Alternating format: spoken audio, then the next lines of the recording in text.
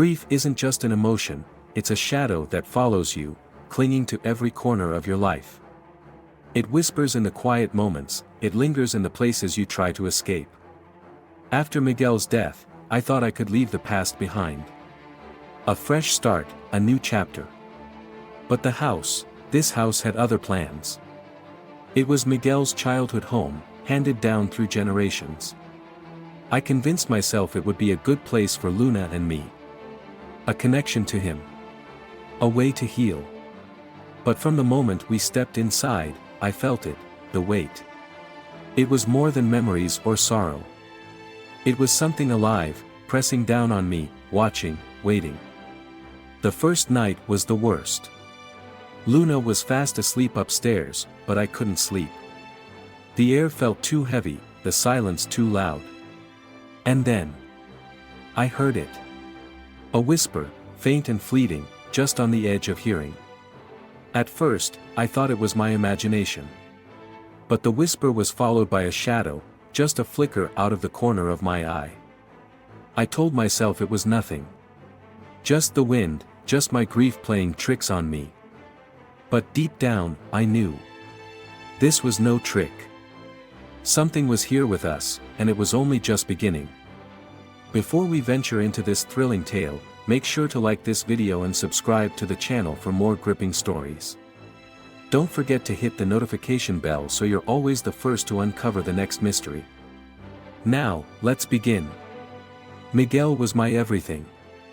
The kind of person who could make the world feel lighter just by walking into the room.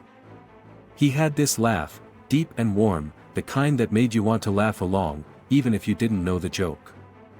I can still hear it sometimes, in my dreams, and for a brief, blissful moment, I forget. I forget that he's gone. We were happy. I mean, truly happy. Those years with him and Luna, they were the best years of my life. Mornings spent dancing in the kitchen, Luna's laughter mingling with Miguel's as he spun her around in his arms. Lazy Sundays where we'd all pile onto the couch, a tangle of limbs and laughter, watching old movies and eating popcorn. He was the center of our world, and we didn't just love him, we needed him. I didn't think that kind of happiness could ever end. But it did. The day it happened, everything felt normal.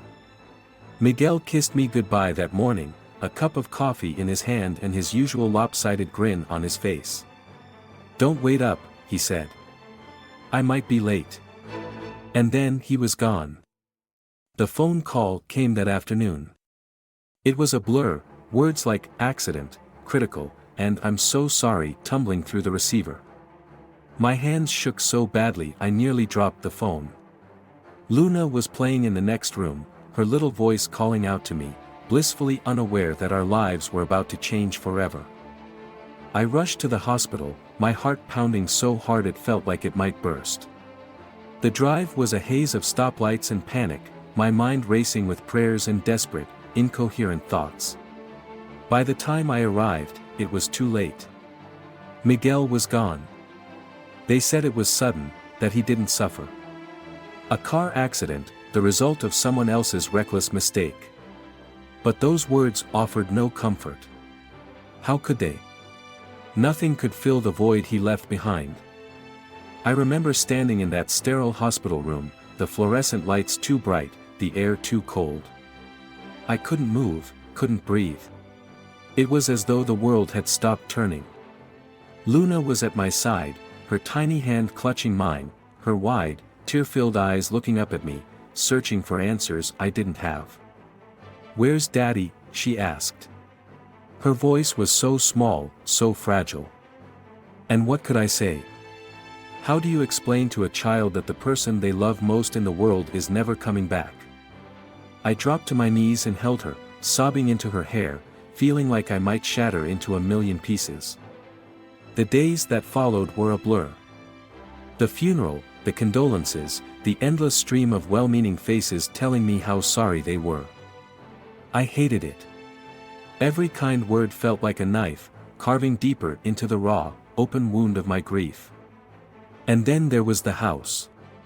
Miguel's childhood home, the one his parents had left him.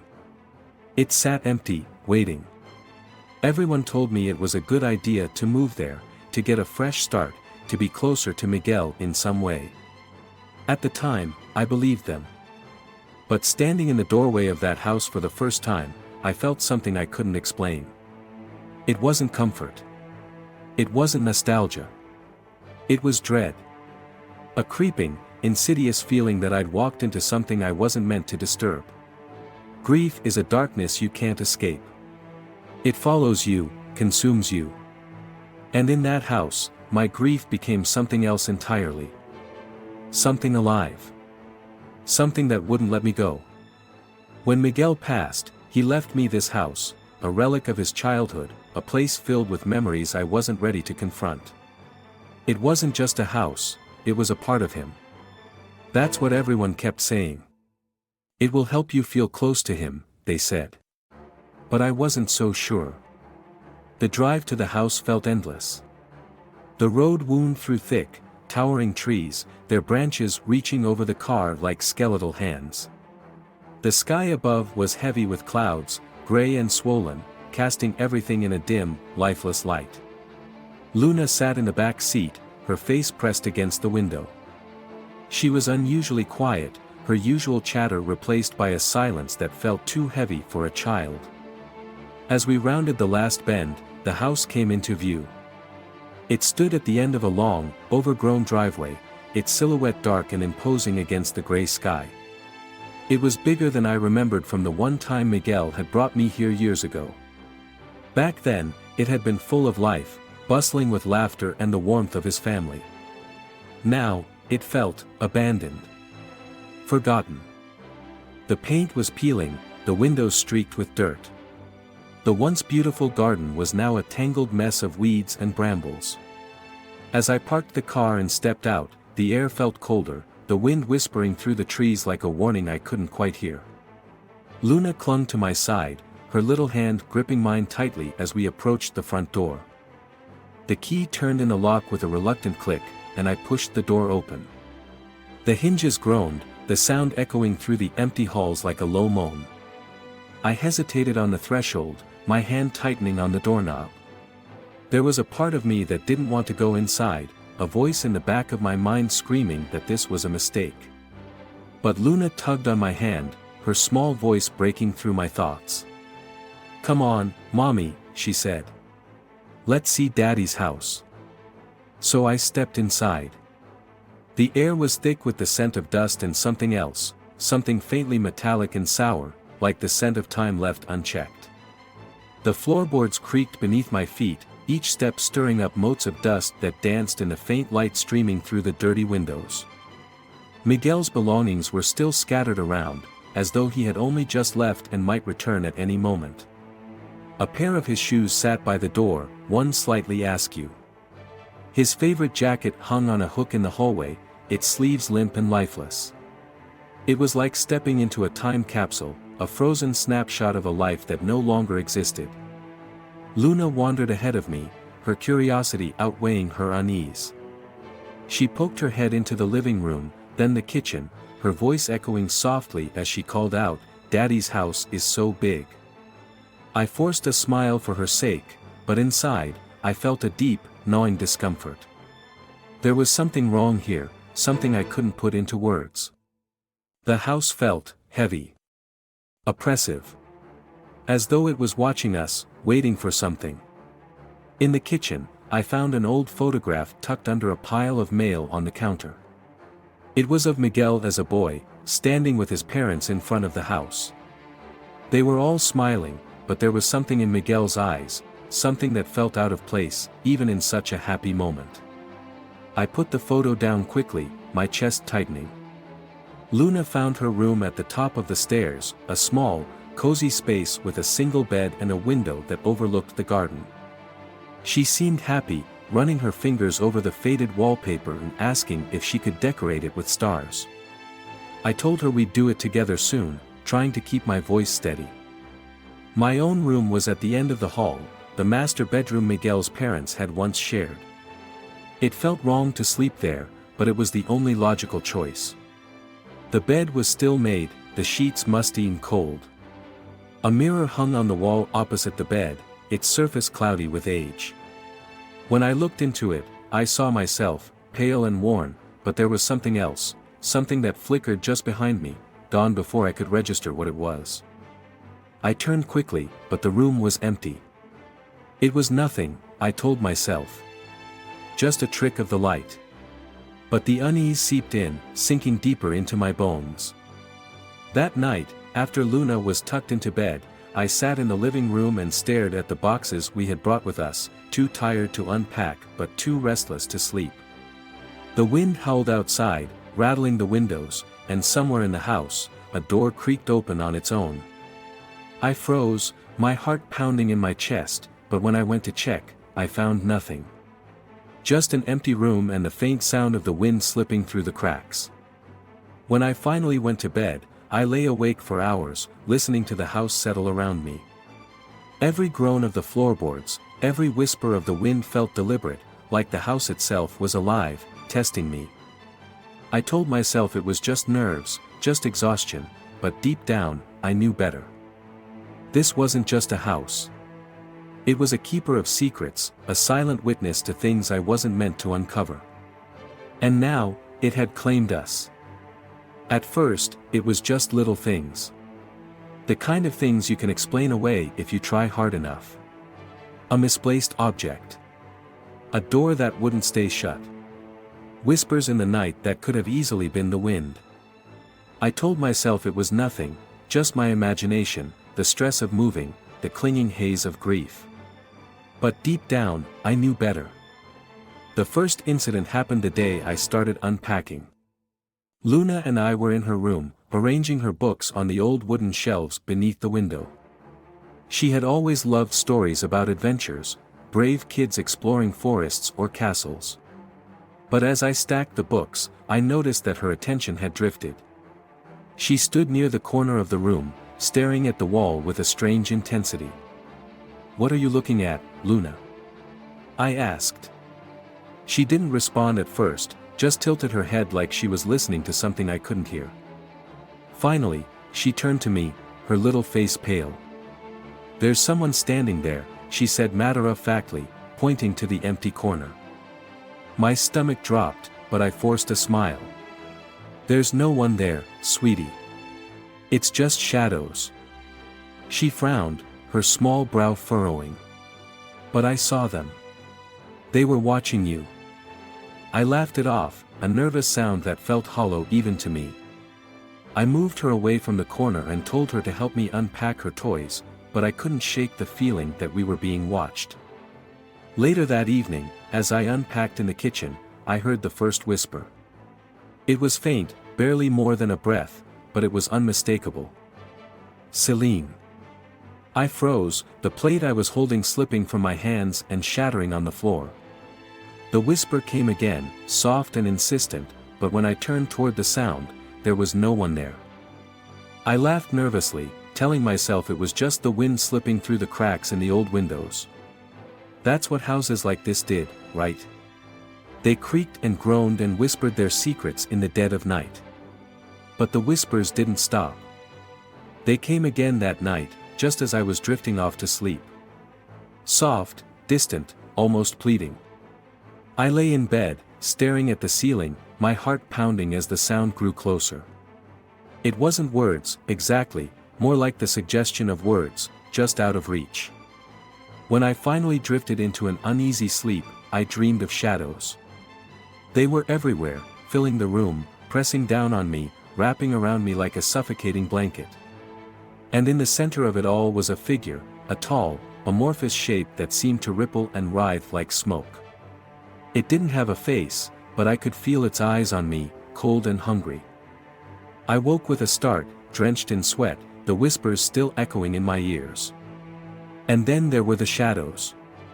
At first, they were fleeting, a flicker in the corner of my vision, a shape that moved just as I turned my head.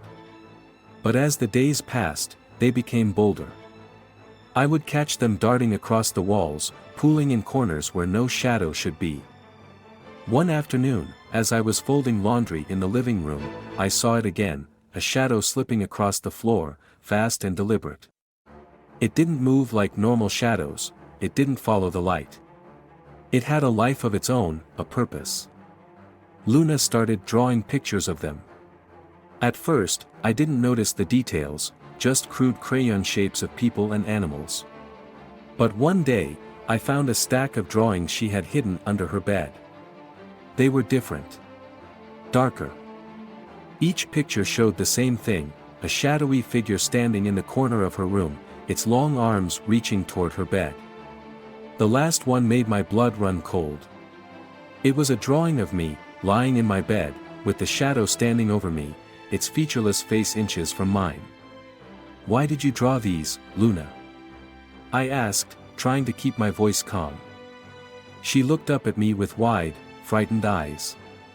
"Because they're real," she whispered. "They come at night, but they don't want me. They want you." That night, I found her clutching her blanket tightly, her eyes squeezed shut.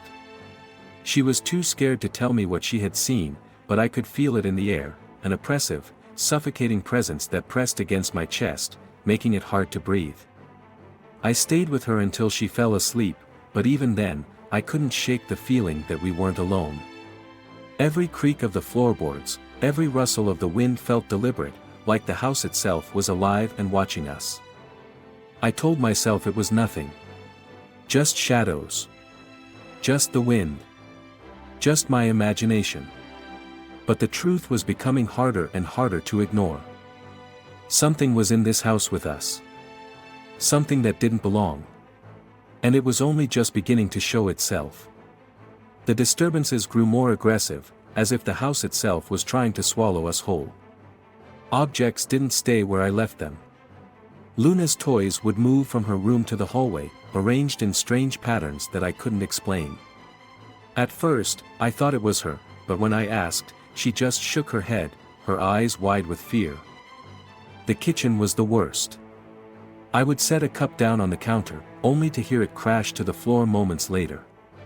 Drawers would slide open on their own, their contents spilling onto the ground as though thrown by unseen hands. The refrigerator door swung open in the dead of night, the faint hum of its motor replaced by a chilling, guttural groan. Then there were the cold spots.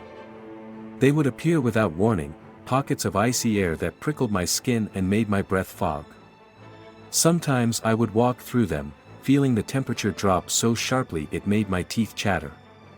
Other times, they would settle in a room like an unwelcome guest, hovering for hours. The worst was the one that formed in Luna's room. She told me it made her feel like she was being watched, and I believed her. Doors that once creaked quietly now slammed shut with such force that the walls shook. It happened so often that I stopped opening them altogether, too afraid of what might be waiting on the other side.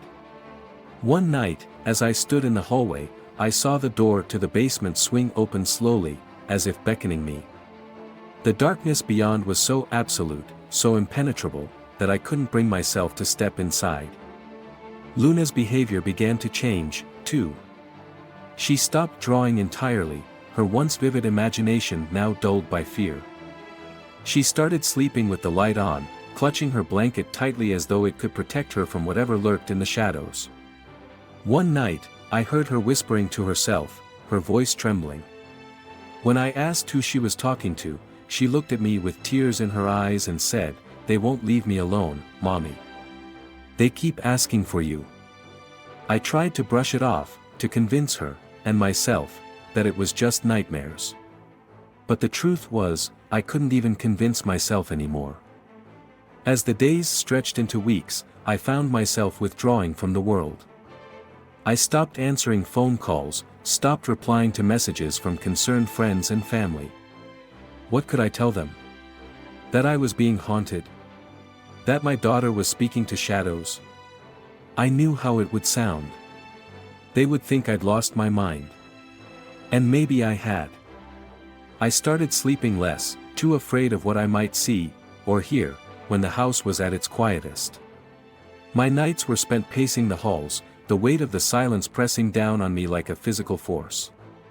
Every sound, every creak of the floorboards, every faint rustle of the wind felt deliberate, like the house was taunting me. One night, as I sat in the living room, staring at the trembling light of a candle, I heard it again, the whisper. But this time, it wasn't faint or distant. It was right behind me. Celine. I spun around, my heart racing, but the room was empty. The whisper came again, this time from the corner of the room where the shadows pooled unnaturally. And then, slowly, the candle went out, plunging me into complete darkness. I scrambled for a light, my hands shaking so badly that I dropped the flashlight I kept nearby. When I finally turned it on, the beam of light cut through the dark, illuminating nothing but the empty room. But I knew I wasn't alone. I could feel it, an oppressive presence that seemed to press against my chest, making it hard to breathe. From that moment on, I couldn't ignore it any longer. The house wasn't just haunted, it was alive, feeding off of me, off of my grief and my fear. And I was letting it win. But what hurt the most was knowing I was failing Luna. I had become so consumed by my own sorrow, by the horrors of this place, that I had left her to face it alone. She needed me, and I wasn't strong enough to protect her. The guilt was a weight I couldn't bear, and the house knew it. It thrived on it. The shadows were no longer content to stay hidden. They had begun to creep closer, their tendrils stretching toward us like hungry, grasping hands. And the whispers, they were louder now, insistent, calling my name over and over again. I tried to tell myself it wasn't real. That it was all in my head. But deep down, I knew the truth. The house wanted something from me. And I was afraid I knew what it was. Desperation has a way of breaking down walls you didn't even know you'd built. I had spent weeks drowning in fear, isolating myself, trying to manage the unmanageable. But the shadows, they wouldn't let me. I couldn't eat, couldn't sleep, couldn't think without feeling them. And Luna, she needed me. She needed someone who wasn't crumbling under the weight of this house, of this grief. So, I did what I had avoided for too long. I sought help. Dr. Samuel Hart was everything I wasn't, calm, collected, and unflinchingly logical. His office smelled faintly of lavender and books, a space so tranquil it felt like stepping into another world. I remember sitting on his couch, my hands twisting nervously in my lap as he studied me with those sharp, empathetic eyes. Dr. Hart, Celine, it sounds like you're experiencing a great deal of grief. And I know it can feel overwhelming, especially when it goes unaddressed. You mentioned manifestations. Can you tell me more about them? Celine, pausing, hesitant, they're more than just feelings. Shadows, whispers, things move on their own. It's not in my head. At least, it doesn't feel that way. Dr. Hart, nodding patiently, grief has a way of distorting reality. When we don't process those emotions, they can manifest in ways that feel incredibly real. Sometimes, they can even feel external. Celine, shaking her head, voice trembling, this isn't just me imagining things, Dr. Hart. It's the house. There's something in it. It's alive, or, it's filled with something that wants me. Dr. Hart, leaning forward slightly, you said it feels like something is trying to break through. Celine, could that something be tied to what you're feeling? Grief, guilt, fear, these are powerful emotions. What if this presence you're describing is connected to your emotional state, your memories of Miguel? His words rattled me. I wanted to believe him, to reduce everything to a tangle of emotions that could be unraveled with enough patience and time. But this was different. This wasn't something I could reason away. Still, I listened, if only because his calmness gave me a fragile sense of stability in a world that had become so uncertain. Dr. Hart, gently, I'd like you to try something for me. Start writing. Journal your experiences, your emotions, your memories of Miguel. Don't filter yourself, just let it all come out. Sometimes, confronting these feelings on the page can bring clarity. Celine, reluctantly, I'll try, but I don't know if it'll help. Dr. Hart, with a reassuring smile, it's a start. And remember, you don't have to do this alone. I'm here. Dr. Hart gave me tools, things to hold on to when the walls felt like they were closing in. He listened as I poured out my fears, my guilt, my exhaustion. And for a moment, I felt lighter. But even as I walked out of his office, the questions clung to me. Was this just grief? A distortion of my reality, born from the depths of my sorrow? Or was it something darker, something that existed beyond reason? Those questions followed me home, wrapping around me like the shadows themselves, whispering doubts into my mind. I started journaling that night, just like Dr. Hart suggested. The first few entries were clumsy, scattered, fragments of thoughts I could barely articulate. But as the pen moved across the paper, something shifted. Memories surfaced, emotions I had buried deep. I wrote about Miguel, about the life we had, and the life we lost. I wrote about the whispers, the shadows, the way the house seemed to breathe around me. And then, as I flipped through the pages, I noticed something strange. Patterns. Connections I hadn't seen before. Every time I felt the shadows at their strongest, I was thinking about Miguel, or rather, about the way I had failed him. The accident, the guilt I carried for being alive when he wasn't. Dr. Hart had been right about one thing: the house, the shadows, the whispers, they were tied to my emotions. But what he couldn't understand, what he couldn't see, was that these emotions weren't just mine anymore. The house had taken them, absorbed them, turned them into something alive. Something that wouldn't stop until it consumed me entirely. Dr. Hart's voice echoed in my mind as I wrote, steady and logical, a lifeline in the chaos. But his reassurances couldn't silence the other voice, the one that came from the shadows, soft and insistent, growing louder with each passing day. Celine. It knew me. It wanted me. And no amount of journaling or therapy could change that. Grief makes you question everything. It makes you retrace every moment, every word, every decision. But what I found in the attic, it wasn't just about the past. It was about what Miguel had been hiding. The attic had always felt like a forbidden place. Miguel never spoke of it, and I never had a reason to ask. But that night, as the whispers seemed to crawl through the walls and Luna slept fitfully in her room, I found myself drawn to it. Maybe it was curiosity, or desperation, or something else entirely. The old ladder groaned under my weight as I climbed, the air growing colder with each step. When I pushed open the attic door, the musty scent of old wood and dust hit me like a wall. The space was dark, the single bulb blinking weakly overhead, casting long, distorted shadows across the cluttered room. At first, it seemed like any other attic, boxes of forgotten things, old furniture draped in sheets, a lifetime of memories sealed away. But then I saw it, a trunk tucked into the farthest corner, its surface scratched and worn, the lock hanging loosely as though it had been opened recently.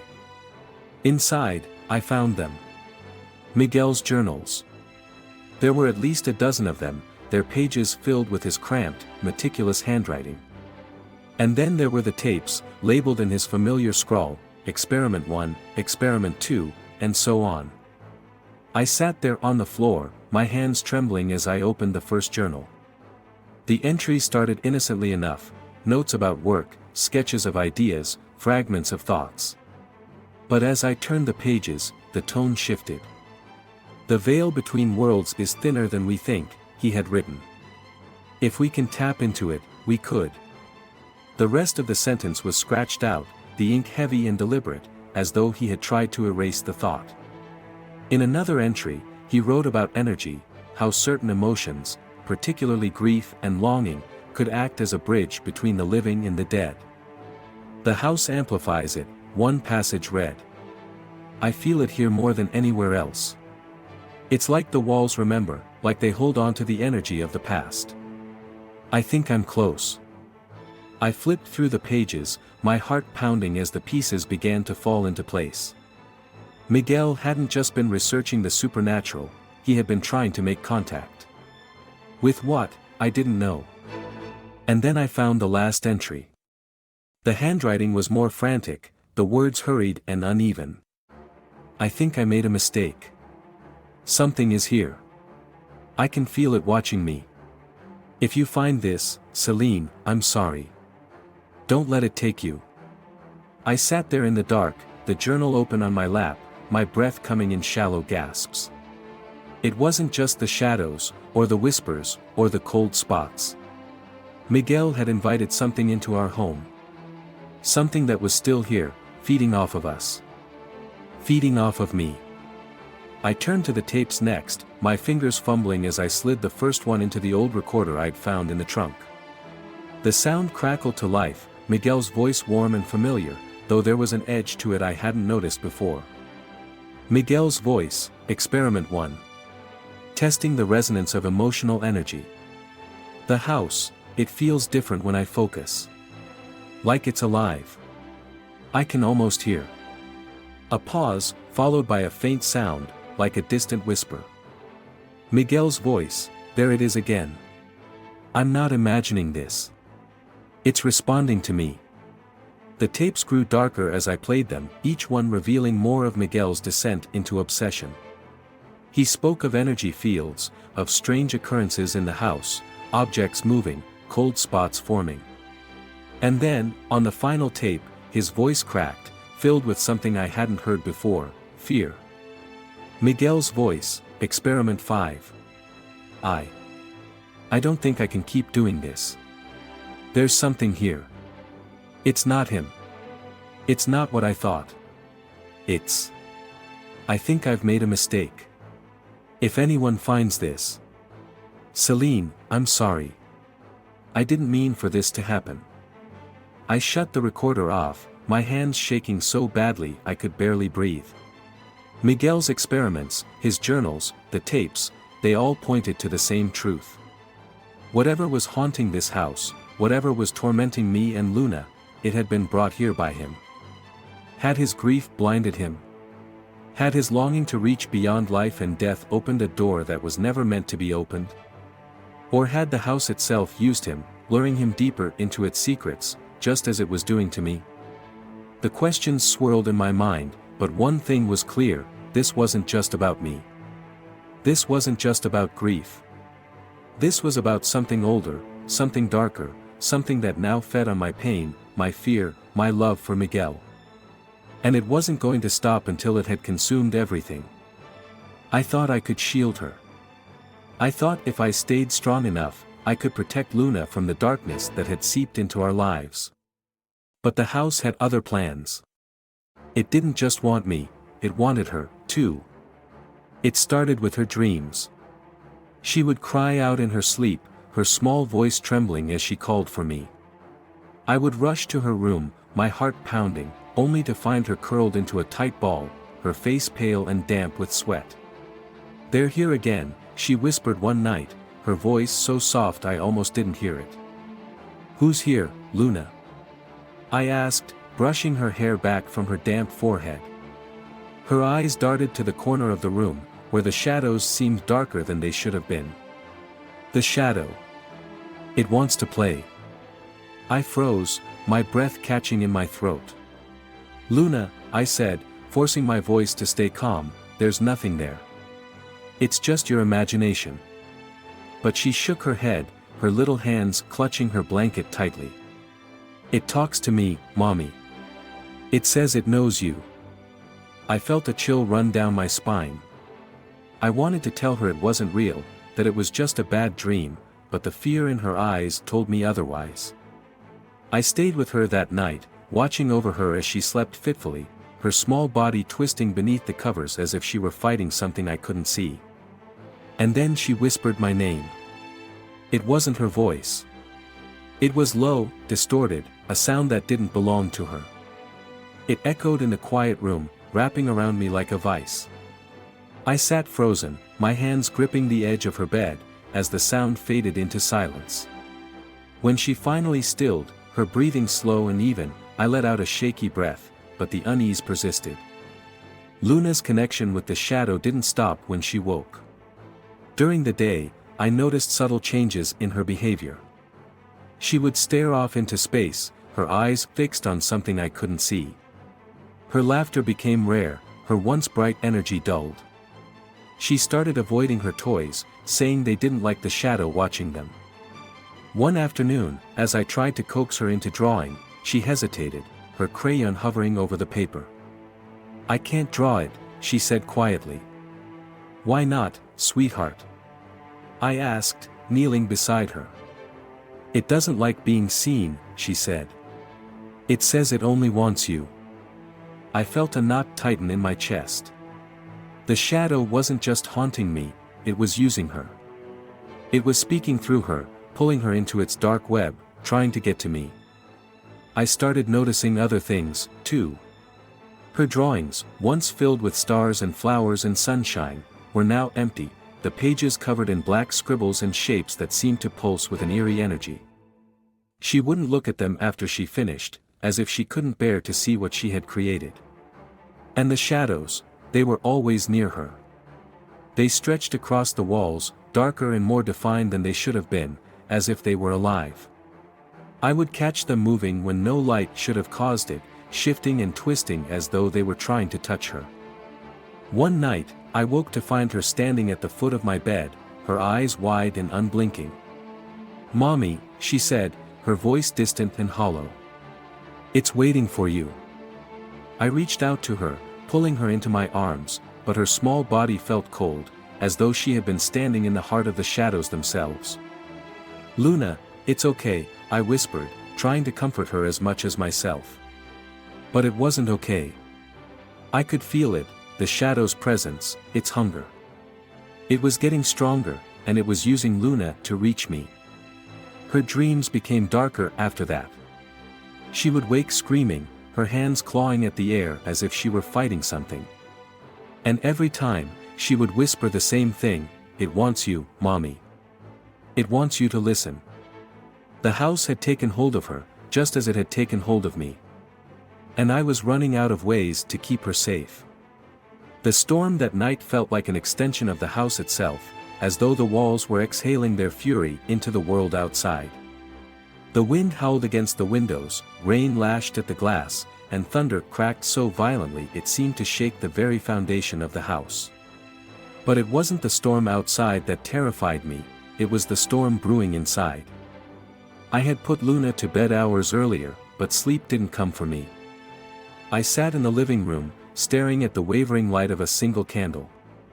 The house felt heavier than usual, the air thick and oppressive, each creak of the floorboards amplified in the suffocating silence. Deep down, I knew something was coming. It started with the shadows. They stretched unnaturally across the walls, pooling in the corners and spreading like dark, living veins. The whispers followed, louder and more insistent than ever before, echoing through the house until they seemed to come from every direction at once. And then I heard it, Luna's scream. My heart stopped as I bolted from the living room, racing up the stairs two at a time. The hallway was darker than it should have been, the shadows so thick they seemed to swallow the light. Her screams grew louder, more frantic, and when I threw open the door to her room, I saw it. The Shadow Weaver. It wasn't just a flicker in the corner of my vision anymore. It was there, fully formed, a towering mass of darkness that rippled and writhed like a living storm. Its tendrils stretched across the room, wrapping around Luna as she thrashed against it, her small body dwarfed by its suffocating presence. "Luna!" I screamed, my voice breaking as I lunged toward her. But the shadow recoiled, its form twisting and pulling her closer as though it were feeding off her fear. "Luna," screaming, "Mommy, help me. It's taking me. Celine, let her go." I grabbed the nearest thing I could find, a lamp from her bedside table, and swung it wildly at the shadow. The glass shattered on impact, but it didn't seem to faze it. The Shadow Weaver turned its attention to me, and for the first time, I felt its gaze. It didn't have eyes, but I could feel it staring into me, piercing through every barrier I had built around my grief, my fear, my guilt. It knew me. It knew everything about me. It lunged toward me, its tendrils reaching out with impossible speed. I barely managed to dodge, grabbing Luna and pulling her into my arms. Her tiny body was trembling, her tears soaking my shirt as I backed into the corner of the room. The shadow didn't stop. It pressed closer, its presence overwhelming, the room growing colder and darker with every passing second. I fumbled blindly, searching for anything I could use to fight back. My hand closed around the edge of a wooden cross that had been hanging on the wall, something Miguel's parents had left behind.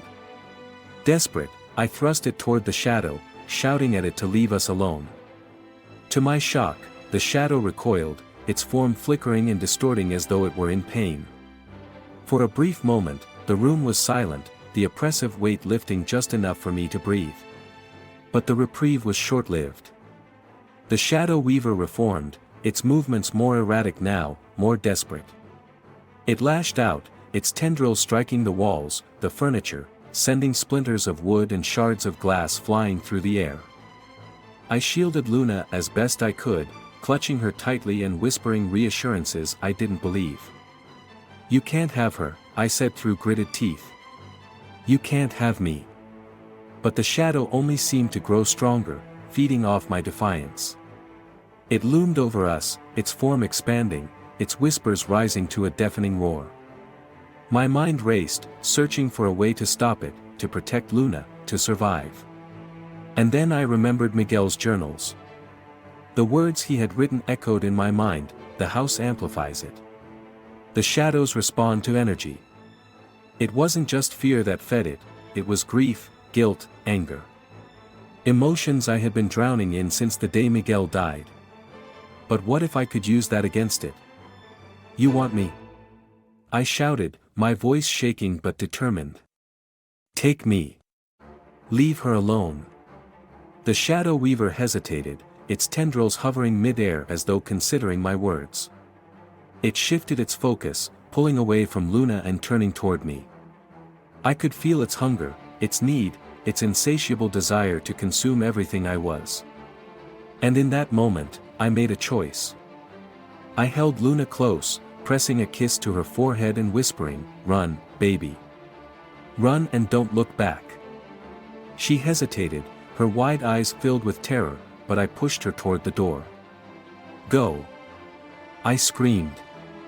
And she went, her footsteps fading down the hall as the shadow descended on me. Its tendrils wrapped around me, cold and suffocating, pulling me into its depths. My mind filled with its whispers, each one a dagger that pierced through my thoughts, my memories, my very sense of self. It wanted me to break. It wanted me to give in. But as its whispers grew louder, so did my fortitude. I thought of Luna, of her laughter, her light, her innocence. I thought of Miguel, of the love we had shared, of the life we had built together. And I fought. With everything I had, I fought. I grabbed the cross again, pressing it into the shadow with all my strength. "You don't belong here," I snarled. "This is my home. My family. You can't have us." The shadow let out a sound that was neither a scream nor a roar but something far more primal, far more terrifying. Its form began to dissolve, its tendrils retreating, its whispers fading into the storm outside. And then, as suddenly as it had appeared, it was gone.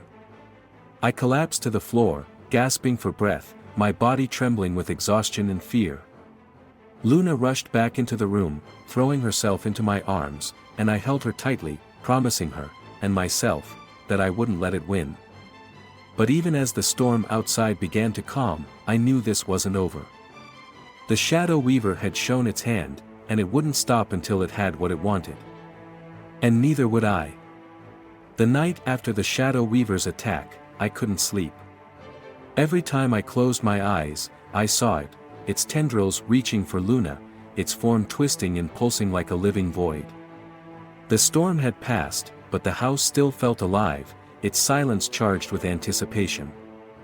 I knew then that I couldn't keep running. I had to understand what this thing was, why it was here, and what it wanted. And for that, I needed Miguel. I retrieved the trunk from the attic, dragging it down to the dining room table under the dim, quivering light of the chandelier. Miguel's journals, the tapes, the strange, crude drawings, it was all here, waiting for me. His voice, his thoughts, his secrets. They were our last hope. If I could piece together what he had been trying to achieve, maybe I could stop this nightmare before it consumed us completely. The journals were a labyrinth of theories and experiments, their pages filled with dense notes and sketches. Miguel had always been fascinated by the unknown, but this was different. He wasn't just curious, he was determined. Obsessed. He wrote about energy fields, about the way emotions like grief and longing could act as conduits to something beyond our understanding. One passage caught my attention. The house amplifies everything. Its walls resonate with memories, with pain. I believe it's the perfect focal point to bridge the gap between life and death. I flipped to another page, my heart racing as I read his words. I've begun to feel it. Something stirring in the spaces between. It's not him, not yet, but it's close. I need more time. Miguel had been trying to reach beyond the veil, to communicate with someone, on the other side. But in his desperation, he had opened a door he didn't know how to close. The tapes painted an even darker picture. I played them one by one, Miguel's voice crackling through the static, filled with both awe and unease. Experiment 6, he began on one tape. I've created a circle in the basement, using the sigils from the old texts. The energy is strongest there. I can feel it responding. Another tape followed, his voice more frantic this time. There's something wrong. It's not what I expected. It's aware. I can feel it watching me. It's feeding off of me, my thoughts, my emotions. If I stop now, it will be for nothing. But if I continue. The recording ended abruptly, the sound of a chair scraping against the floor and a deep, guttural noise cutting through the static. I sat frozen, my hands trembling as I ejected the tape. It wasn't just grief that had brought the Shadow Weaver into our lives, it was Miguel's experiments. He had tried to reach for something he didn't understand, and in doing so, he had invited it into our home. In his final journal, Miguel wrote about a ritual. A way to harness the energy he had been channeling and dispel whatever had come through. But the notes were fragmented, incomplete, as though he had stopped mid-thought. The circle is the key, he had written. Focus, intention, sacrifice.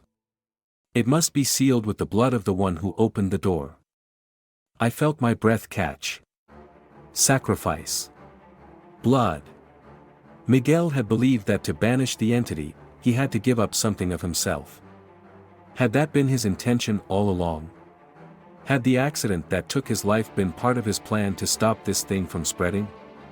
The more I read, the more the pieces fell into place. Miguel had been trying to protect us, but he hadn't finished what he started. And now, it was up to me to complete the ritual, to seal the door he had opened before the Shadow Weaver consumed us both. I gathered everything I could find, the journals, the tapes, the strange artifacts Miguel had hidden away. I traced the sigils he had drawn, memorized the steps he had outlined, and prepared myself for what lay ahead. The ritual wasn't just a task, it was a battle. A confrontation with the grief, guilt, and pain that had been festering within me since the day Miguel died. The Shadow Weaver thrived on those emotions, and to defeat it, I would have to confront them head-on. As I stood in the basement, the sigils glowing faintly in the candlelight, I felt the weight of the house pressing down on me. It wasn't just walls and wood anymore, it was a living, breathing thing, pulsing with the energy Miguel had awakened. "This ends tonight," I whispered, my voice trembling but resolute. Miguel's research had given me the key. Now, I had to use it. For Luna. For myself. For everything we had lost, and everything we still had to fight for. The basement felt like a different world that night, a place caught between the past and something far darker. The air was thick, heavy with the weight of what was about to happen. Miguel's sigils glowed faintly on the floor, their shapes sharp and ancient, etched with a precision that spoke to his obsession. Candles flickered at the edges of the circle, their light fighting against the oppressive darkness that pressed against the walls. As I stepped into the circle, the shadows began to stir.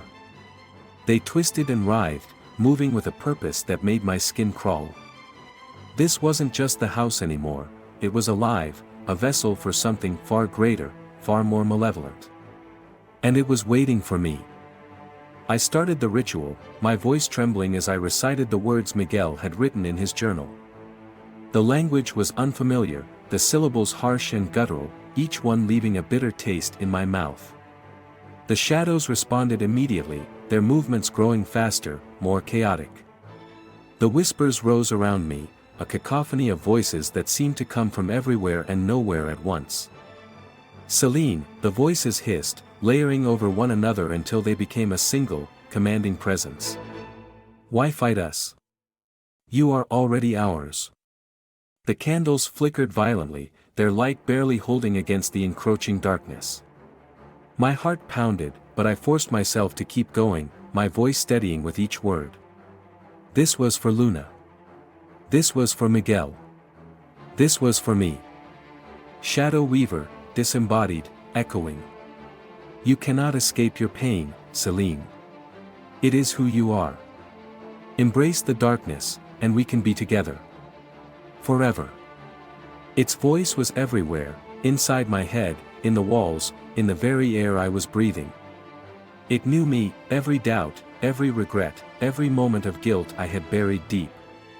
It pressed those feelings against me, twisting them into chains that threatened to pull me under. You don't want to let him go, it whispered. We can bring him back.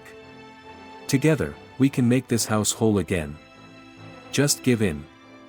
The shadows pressed closer, the sigils on the floor shuddering as though they might fade entirely.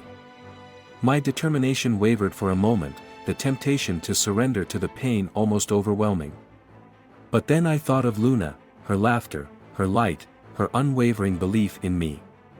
And I remembered Miguel, not as a ghost or a memory, but as the man who had loved me, who had trusted me to keep our family safe. No, I said, my voice firm, cutting through the cacophony. I accept that Miguel is gone, but I won't let you consume me. You can't have me, and you can't have my daughter.